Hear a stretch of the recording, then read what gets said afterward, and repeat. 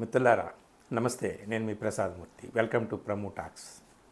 ఒక judge, reputed judge, న్యాయం తీర్పులు చెప్పేటటువంటి గొప్ప పవిత్రమైనటువంటి ఆసనం మీద కూర్చున్నటువంటి వ్యక్తి. ఆయన గారింట్లో డబ్బులు కట్టలు కోట్లాది రూపాయలు విలువ చేసేటటువంటి నోట్ల కట్టలు అగ్ని ప్రమాదంలో బయటపడ్డాయి. ఇది దేశమంతా కూడా గగ్గోలుగా వేలెత్తి చూపిస్తుంది. ఆ జడ్జికి ఒక న్యాయం, మాకో న్యాయమా అని. సుప్రీంకోర్టు అంతా సిస్టమ్ ప్రకారం జరుగుతుందని సుప్రీంకోర్టు అంటుంది. సరే, ఆయన పనిచేస్తున్న Delhi high court chief justice enquiry నేను వేశాను అని చెప్పి ఆయన చెప్తున్నాడు. అసలు ఇదంతా సరే ఎవరైనా సరే గతంలో ఎప్పుడైనా ఒక జడ్జి అవినీతి ఆరోపణలు ఎదుర్కొన్నాడా? లేదా న్యాయమూర్తులందరూ న్యాయబద్ధంగానే బ్రతికారా? ఒకవేళ అవినీతి ఆరోపణలు ఎదుర్కొంటే వాళ్ళకి ఏమైనా శిక్షలు పడినాయా? దానికి సంబంధించినటువంటి ఇన్ఫర్మేషన్ కోసం నేను గూగుల్ని ఆధారం చేసుకున్నాను, చాట్ జీపీటీని ఆధారం చేసుకున్నాను, కొన్ని విషయాలు నేను సేకరించాను. ఇది ఈరోజు ఆ విషయాలన్నీ కూడా మీతో మాట్లాడడానికి మీకు చెప్పడానికి. అయితే వీటినన్నింటినీ కూడా మనం కలిపి పోసగుచ్చి ఒక థ్రెడ్లో గుచ్చి ఒక కంక్లూజన్కి రావడానికి ముందు కేసు పూర్వాపరాలు చాలా క్లుప్తంగా చెప్పుకుందాం. 14వ తేదీ రాత్రి, హోలీ టైం, రాత్రి 11 గంటల తర్వాత తెల్లారితే 15 అనగా అర్ధరాత్రిలో ఈ అగ్ని ప్రమాదం జరిగింది. ఆ అగ్ని ప్రమాదం జరిగినప్పుడు ఢిల్లీ హైకోర్టు జడ్జి గారు యశ్వంత్ వర్మ, ఆయన భార్య ఎక్కడికో వేరే ప్రాంతానికి వెళ్ళారు. ప్రయాణంలో ఉన్నారు, ట్రావెలింగ్లో ఉన్నారు. ఆయన కూతురు తన అఫీషియల్ రెసిడెన్స్లో ఉంది. అగ్ని ప్రమాదం ఎక్కడ జరిగింది? ఆ రెసిడెన్స్కి పక్కన ఉన్నటువంటి గోడ అడ్డు ఉందట. సో ఆ గోడ వెలుపల ఉన్నటువంటి వాళ్ళ కాంపౌండ్లోనే ఉన్నటువంటి స్టోర్ రూమ్లో జరిగింది ఇది. సో దీని మీద ఈ అగ్ని ప్రమాదం జరిగిన వెంటనే ఒక వీడియో బయటకు వచ్చేసింది. ఎవరో సెల్ ఫోన్లో తీశారు. ఆ ప్రమాదంలో సగం కాలినటువంటి నోట్ల కట్టలు, కాలుతున్నటువంటి నోట్ల కట్టలు వీడియోలు బయటకు వచ్చినాయి. రాగానే దేశమంతా గగ్గోలు మొదలైంది, మీడియాలో మొదలైంది. సుప్రీంకోర్టు దృష్టికి వెళ్ళింది. వెంటనే ఆ chief justice of India Sanjiv Khanna గారు వెంటనే అలర్ట్ అయ్యారు. సరే, దానికి ఒక 2-3 రోజులు ప్రాసెస్ పట్టింది.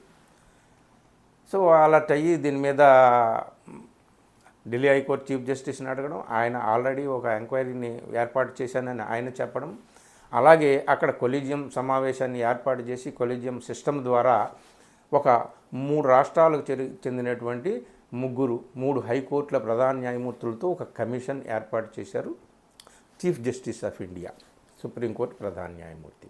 సో ఆ కమిటీ ఎంక్వైరీ చేస్తుంది. ఆ ఎంక్వైరీ చేసిన తర్వాత ఆ నివేదికను సుప్రీంకోర్టుకి ఇచ్చిన తర్వాత సుప్రీంకోర్టు కొలీజియం కూర్చొని దాంట్లో నిజ నిర్ధారణ ఏమిటో చేసి, ఒకవేళ జస్టిస్ యశ్వంత్ వర్మ దోషిగా నిరూపితమైతే ఆ నివేదికను పార్లమెంటుకు పంపించడం, రాజ్యసభలో దానికి సంబంధించినటువంటి ఇంపీచ్మెంట్ తీర్మానం పెట్టడం, అభిశంసన అంటారు, ఇంపీచ్మెంట్, అది జరుగుతుంది.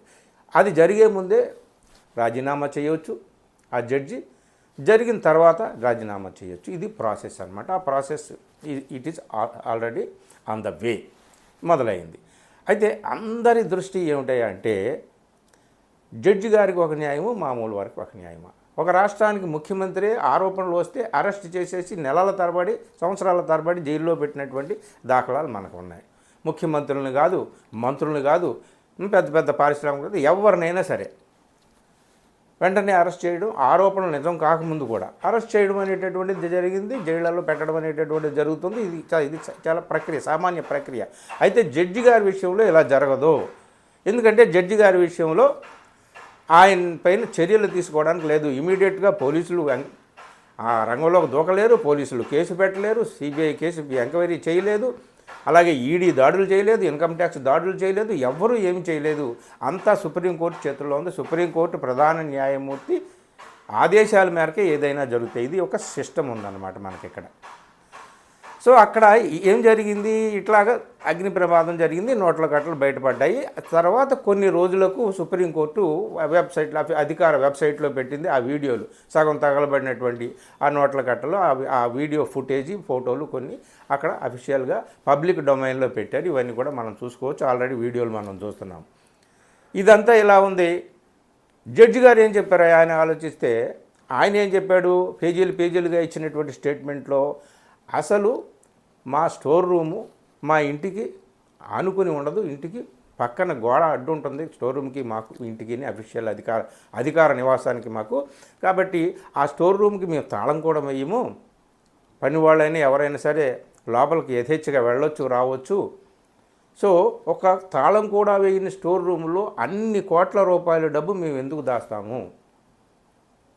ఇంకొకటి, అగ్నిమాపక దళం వచ్చిందంటున్నారు. అసలు వెంటనే మా అఫీషియల్గా మా గార్డ్స్కి కానీ, మా సెక్యూరిటీ పర్సనల్కి కానీ, మా ఇంటి వాళ్ళకి కానీ, నా కూతురికి కానీ ఎవరికి కూడా ఆ కాలిన డబ్బులు, నోట్ల కట్టలు ఎవరికి చూపించలేదు. ఇంతవరకు మాకు కూడా చూపించలేదు. ఏమిటి అనేటటువంటిది. దీంట్లో ఏదో ఒక కుట్ర ఉంది, కాన్స్పిరసీ ఉంది, నన్ను ఇరికించడానికి ఎవరో ఇది చేశారని చెప్పి ఆయన అంటున్నాడు. ఇది విషయం అన్నమాట. సో ఒక పక్క కొలీజియం సమావేశం ఏర్పాటు చేసి దాంట్లో 3 జడ్జెస్తో ఒక కమిటీ ఏర్పాటు చేసి, విచారణ కమిటీ ఏర్పాటు చేసినటువంటి చీఫ్ జస్టిస్ ఆఫ్ ఇండియా, మరోపక్క అదే కొలీజియం ఆయన అలహాబాద్ హైకోర్టుకి ట్రాన్స్ఫర్ చేయడం అనేటటువంటిది, ఆ ట్రాన్స్ఫర్ చేసినటువంటి నివేదికని కేంద్రానికి పంపించడం ఆమోదం కోసం ఇదంతా కూడా జరిగింది. ఇది ఏమిటి అని చెప్పేసి అలహాబాద్ హైకోర్టు బార్ అసోసియేషన్ వాళ్ళు తీవ్రమైనటువంటి ఆగ్రహం వ్యక్తం చేస్తున్నారు. ఏంటి మా హైకోర్టు ఏమన్నా చెత్తబుట్ట, ఇట్లా తీసుకొచ్చి అక్కడ పనికిరాని తీసుకొచ్చి ఇక్కడ పడేస్తారా మాకు అని చెప్పేసి వాళ్ళు ఆగ్రహోదగురులే చీఫ్ జస్టిస్ ఆఫ్ ఇండియాకి ఒక పెద్ద వినతి పత్రం కూడా రాశారు. ఎఫ్ఐఆర్ ఎందుకు నమోదు చేయట్లేదు, ఆయన మీద కేసు ఎందుకు పుట్టప్ చేయట్లేదు, వెంటనే ఆయన్ని ఎందుకు తొలగించడం లేదు పదవి నుంచి, బదిలీ చేయడం ఏంటి, ఇవన్నీ కూడా వాళ్ళ ప్రశ్నలు. వాళ్ళే కాదు, సామాన్యులే కాదు, నాయకులతో సహా దీని మీద వేస్తున్నారు. ఇదంతా అయ్యింది. సరే, రాజ్యసభలో 2-3 రోజులుగా దీని మీద విపరీతమైనటువంటి గరం చర్చలు కూడా జరుగుతున్నాయి. సో ఈ గరం చర్చల సారం ఏమిటాయా అంటే, అసలు ఈ కొలీజియం సిస్టమే చాలా తప్పుల తడకతో కూడుకున్నదే. ఇందులో దేశాన్ని పరిపాలిస్తున్నటువంటి వాళ్ళకి, రాజకీయ నాయకులు అయిన ప్రతిపక్షంలో ఉన్నటువంటి వాళ్ళకి ఎవరికి ఏ ప్రమేయం లేకుండా జడ్జెస్ నియామకం అంతా కూడా ఈ న్యాయ వ్యవస్థ, సుప్రీంకోర్టు, ఈ కొలీజియం అధికారం పరిధిలోనే ఉంటుంది, ఎవరు ఏం జోక్యం చేసుకోలేరు. అసలు అదే కారణం అని చెప్పి ఇప్పుడు అవకాశం దొరికింది కదా అని చెప్పేసి అధికారంలో ఉన్నటువంటి బీజేపీ వాళ్ళు ఇక అదే పనిగా ప్రతిపక్షాలు కూడా ఈ విషయంలో ఏకమయ్యాయి. నిన్న రాజ్యసభలో చర్చలో ఇదే మాట మాట్లాడారు. ఏమిటి అంటే, జడ్జెస్ నియామకం కానీ, జడ్జెస్ మీద వచ్చేటటువంటి ఫిర్యాదుల మీద విచారణ కానీ కొలీజియం సిస్టమ్ ప్రకారమే జరగాలి. వెంటనే ఈడీ, ఇన్కమ్ ట్యాక్స్, సిబిఐ అంగరంగ ప్రవేశం చేయడానికి లేదు, ఎవరు కేసులు నమోదని చేయడానికి వీల్లేదు. ఆ సిస్టమ్ జడ్జెస్ నియామకం కూడా. అందుకనే దీన్ని మార్చాలని చెప్పి బీజేపీ ప్రభుత్వంలోకి రాగానే 2014లోనే ఒక చట్టం చేసేసారు. ఎన్జేఏసీ అంటారు దాన్ని, నేషనల్ జ్యుడిషియరీ అపాయింట్మెంట్స్ కమిషన్. దీన్ని వేసి 16 రాష్ట్రాల అనుమతి ఉంది, రాష్ట్రపతి ఆమోద ముద్ర పడింది. చట్టాన్ని అక్కడ సుప్రీంకోర్టుకు పంపిస్తే దీన్ని సుప్రీంకోర్టు తిప్పికొట్టేసింది, మీరు మా వ్యవహారంలో జోక్యం చేసుకోవద్దని చెప్పి. సరే, అక్కడితో అది ఆగిపోయిందనమాట. అదిగో అలా ఉంటే, ఎన్జేఏసీ ఉంటే, ఆ నేషనల్ కమిషన్ దీని మీద ఉంటే ఇలా జరిగేది కాదు కదా. అవినీతి పరులు ఈ విధంగా అత్యున్నతమైనటువంటి ఆసనం మీద కూర్చోవడానికి అవకాశం ఉండేది కాదు కదా అని వీళ్ళు ఏదో పాలుగడిగిన మహానాయకుల్లాగా ఇప్పుడు వీళ్ళు మాట్లాడుతున్నారు.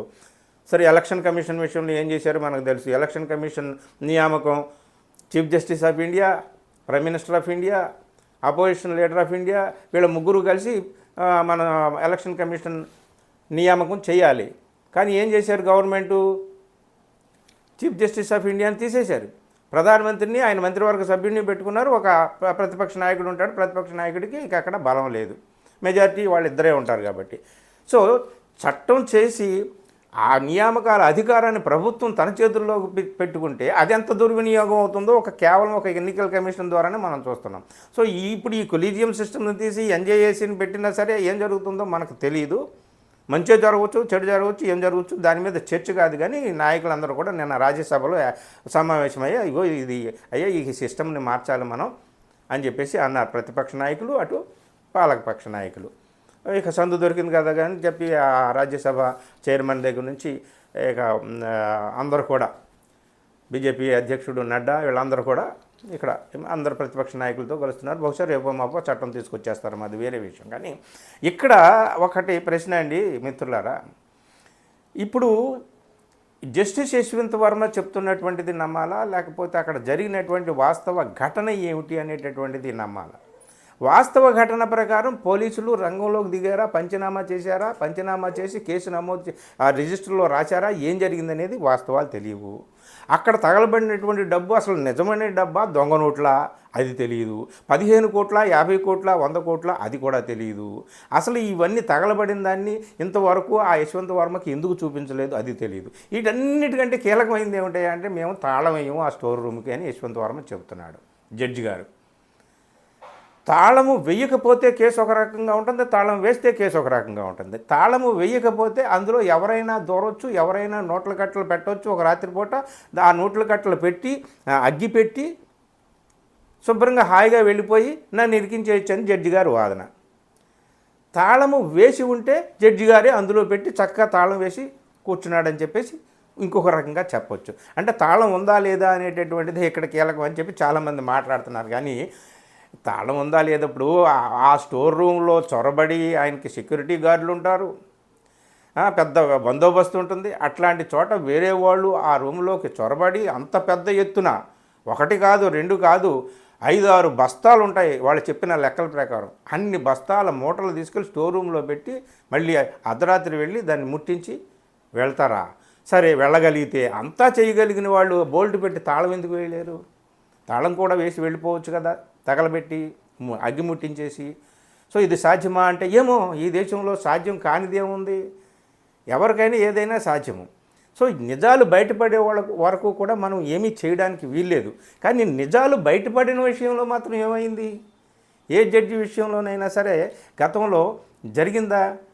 ఎంక్వైరీ తీస్తే మనకు అర్థమైంది ఏమిటి అంటే, చాట్‌జీపీటీని అడిగాను, ఏమైనా గతంలో ఈ అవినీతి ఆరోపణలు ఎదుర్కొన్నటువంటి జడ్జెస్ ఎవరెవరు ఉన్నారు, వాళ్ళకి ఏ శిక్షలు పడినాయి అంటే,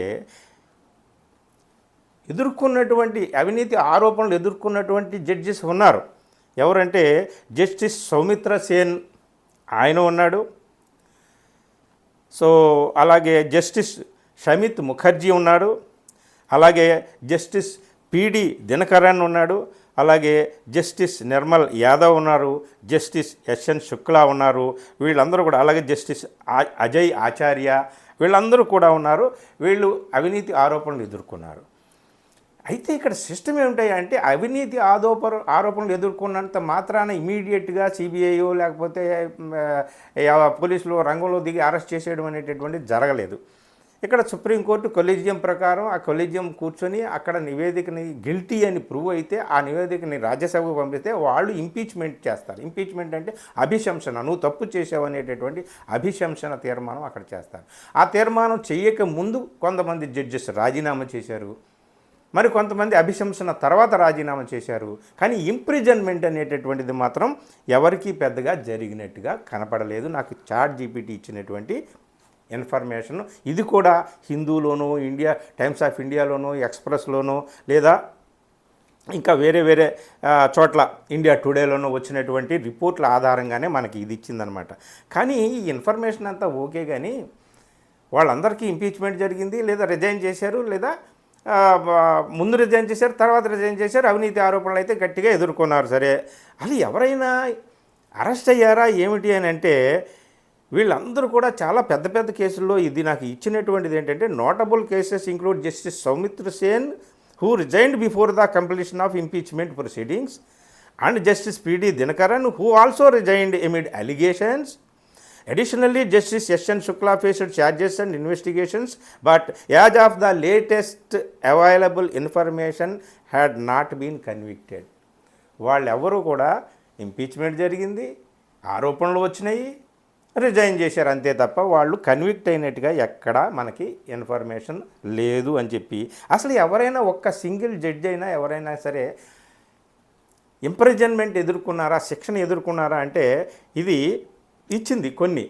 అది ఎవరంటే చాలా నామినల్ జ్యుడిషియల్ అఫీషియల్ పోస్టుల్లో ఉన్నటువంటి వాళ్ళు, ఏదో చిన్న చిన్న మ్యాజిస్ట్రేట్లుగా పనిచేసినటువంటి వాళ్ళు ఒకళ్ళిద్దరు, justice CS Karnan, justice magistrate Premji Gohil, V Varaprasad, ఇట్లాంటి వాళ్ళు కొద్దిగా చిన్న చిన్న అరెస్టులు, చిన్న చిన్న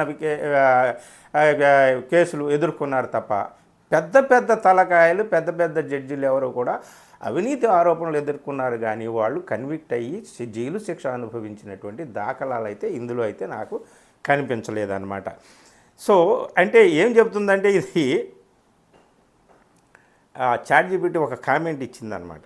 ఏమని, these cases illustrate that while rare, చాలా రేర్ మన ఇండియన్ జ్యుడిషియరీ సిస్టంలో ఇట్లాంటి ఆరోపణలు వచ్చినట్టు కేసులు వచ్చినటువంటివి రేరుగా ఉన్నాయి, కన్విక్షన్ అనేటటువంటిది ఏమీ జరగలేదు అని చెప్పేసి ఓన్లీ జ్యుడిషియల్ అఫీషియల్స్ కొంతమంది శిక్షణ అనుభవించారు తప్ప మేజర్ జడ్జెస్ ఎవరు కూడా కన్విక్ట్ అయినట్టుగా మనకి ఆధారాలు లేవని చెప్పేసి మనకి గూగుల్ కానీ చాట్‌జీపీటీ కానీ వేరియస్ సోర్సెస్ కానీ చెబుతున్నాయన్నమాట.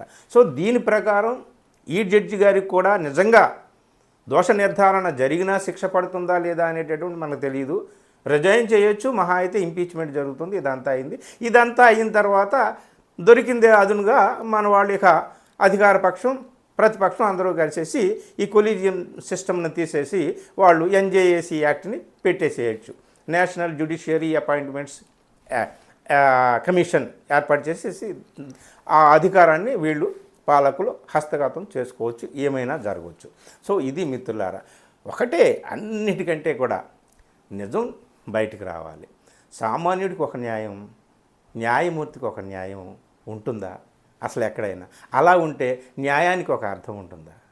ఏమో జస్టిస్ వర్మ నిజంగా పాలతో కడిగిన పునీతుడేమో. ఆయన ఆ డబ్బుని ఆ పాపపంకిలమైనటువంటి ఆ చేతులతో ఆ డబ్బును తీసుకెళ్ళి ఆయన ఇంట్లోనే పెట్టుకుంటాడా, లేదా ఇంకెవరైనా పాపాత్ములు చేసినటువంటి పాపకార్యమా ఇది ఏమీ మనకు తెలియదు. కానీ న్యాయము విచారణ అనేటటువంటిది అందరికీ ఒకే రకంగా ఉండాలి కదా అనేటటువంటి ప్రశ్నకు మరి ఎవరు ఏం సమాధానం చెప్తారు? సుప్రీంకోర్టు ఏం సమాధానం చెప్తుంది? పార్లమెంట్ ఏం సమాధానం చెప్తుంది? ఏమిటి దీని మీద పరిణామాలు ఎలా ఉంటాయి ఏమిటి అనేటటువంటి చూడాలి. కానీ ఈ దేశంలో ప్రధానమైనటువంటి కీలకమైనటువంటి న్యాయ పదవుల్లో ఉన్నటువంటి న్యాయమూర్తులుగా, ప్రధాన న్యాయమూర్తులుగా కూడా పనిచేసినటువంటి వాళ్ళు ఎవరు కూడా పెద్దగా శిక్షలు ఏమీ ఎదుర్కోలేదు, ఆరోపణలు అయితే ఎదుర్కొన్నారు. ఈ కేసు కూడా ఏమి మలుపు తిరుగుతుందో మనకు తెలియదు, వేచి చూడాలి మిత్రులారంతే. Thank you very much.